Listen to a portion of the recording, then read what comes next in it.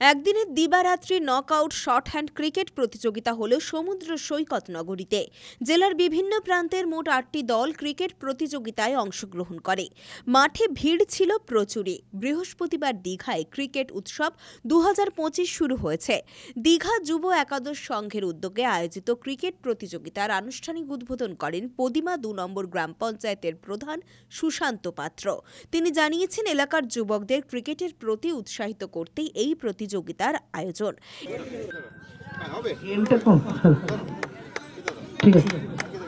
আমাদের উদ্বোধনী অনুষ্ঠান চলছে।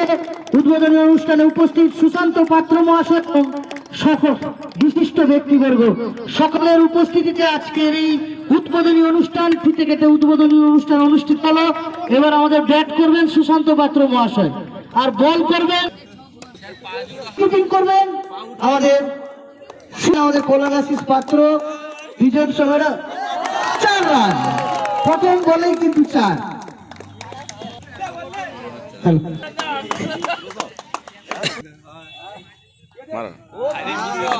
এক্ষেত্রে কিন্তু ডট বল।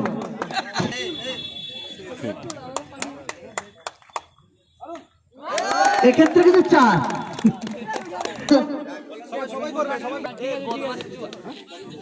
উইকেট কিপিং করছেন কল্যাণাশিস পাত্র মহাশয়। এক্ষেত্রে আউট, 6 মেরে দিয়েছেন, 6 মারা। এদিন চ্যাম্পিয়ন এবং রানার্স দলকে নগদ ৭,০০০ ও ৫,০০০ টাকা, সেই সঙ্গে সুদৃশ্য ট্রফি তুলে দেওয়া হয়। অনুষ্ঠানে উপস্থিত পদিমা ২ নম্বর গ্রাম পঞ্চায়েতের সদস্য সুশীল কুমার প্রধান, স্থানীয় এলাকার পঞ্চায়েত সদস্য সন্তোষ পাত্র সহ অন্যান্যরা।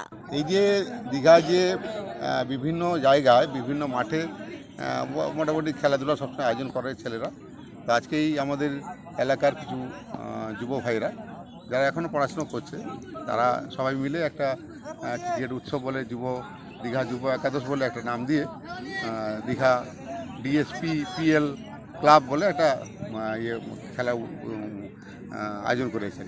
তো তারা আজকে আমন্ত্রণ করেছিল, আমরা উদ্বোধন করলাম। খেলাধুলা তো ভালো, খেলাধুলা শরীরের শারীরিক ও মানসিক কাজ ঘটে, তাই এই ছেলেরা একদম যুবক ছেলে, এরা নিজেরা যেমন খেলে এবং সবাই খেলাধুলা উদ্বুদ্ধ করছে। তো আমি তাদের সাধুবাদ জানাই, তারা ভালো উদ্যোগ নিয়েছে, ভালো খেলাধুলা। কতটা উৎসাহিত তো সবাই হচ্ছে, এত লোক এসছে, এত ছেলেপুলেরা এসছে, সবাই খেলা দেখবে, উৎসাহিত হবে, আরও ভালো খেলতে চাইবে। এলাকাবাসীকে কি বলবেন? আমি এলাকাবাসীকে বলবো, সবাই আসো, একটু সহায়তা করুন, এরা যদি আরও বড় টুর্নামেন্ট করতে পারে, আরও ভালো খেলার আয়োজন করতে পারে, ভালো খেলতে পারে। কচিকাজেরা উৎসাহিত হচ্ছে এবং নানাভাবে তারা ক্রীড়া প্রতিযোগিতার যুক্ত হচ্ছে, তো আগামী দিনে কি চিন্তাভাবনা রয়েছে? না, চিন্তাভাবনা ওরা ভালো হবে, ওরা আরও ভালো খেলবে, আমাদের এলাকার নাম উজ্জ্বল করবে, নিজেদের পায়ে নিজে দাঁড়াবে, এটাই তাদের কাছে আমরা কামনা করি। পুলক বেরার রিপোর্ট, খবর বিসিবিএস।